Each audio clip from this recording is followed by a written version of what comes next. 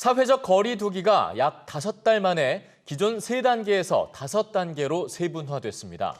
네, 사회적 거리 두기 단계가 바뀌면서 학교 학사 운영 기준도 달라지는데요.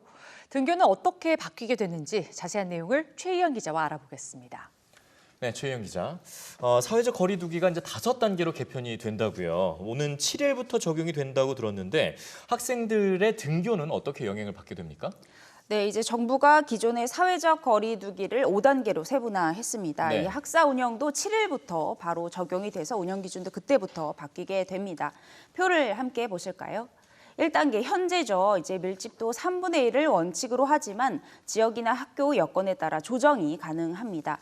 또 1.5단계부터는 지역 유행 단계로 정부가 구분을 했는데요. 지역적 유행이 시작되는 단계 이렇게 판단하다 보니까 학교 내 밀집도를 3분의 2로 준수해야 합니다. 예. 2단계부터는 지역 유행이 좀 전파되고 전국적으로 확산이 되는 것으로 정부가 판단을 하고 있고요. 그래서 밀집도는 3분의 1을 원칙으로 합니다. 다만 이제 지역별 상황에 따라서 탄력적으로 운영을 할 수 있습니다. 예. 2.5단계부터는 전국적 유행 단계 이렇게 판단하고 있는데요. 그중에 2.5단계는 전국적 유행이 본격화된다 이렇게 판단하고 있습니다.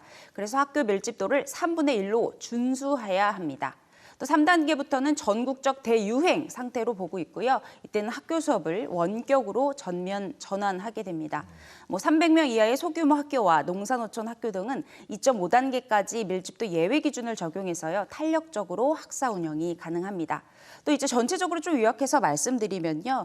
이제 학교의 경우 권역별로 2.5단계까지는 이제 밀집도를 조정하되 등교를 하게 되는 거고요. 이제 3단계부터는 전면 원격 수업으로 전환한다 이렇게 보시면 됩니다. 네. 이렇게 되면 학교뿐만이 아니라 학생들이 많이 이용하는 다중 이용 시설이나 교육 관련 기관들도 이 기준을 같이 적용받게 되지 않겠습니까? 네, 맞습니다. 이제 학생들이 주로 출입하는 학원, 그리고 직업훈련기관, 독서실이나 스터디 카페 등과 같은 다중 이용 시설에 대한 단계별 방역 조치 사항도 나왔습니다. 학원과 같은 다중이용 시설은 1단계부터 마스크를 착용하고요. 출입자 명단 관리하는 이제 방역 수칙을 의무화하게 됩니다. 또 1.5단계와 2단계는 시설 면적당 인원 제한으로 거리 두기를 철저하게 지켜야 하고요. 뛰어앉기 등도 준수해야 합니다.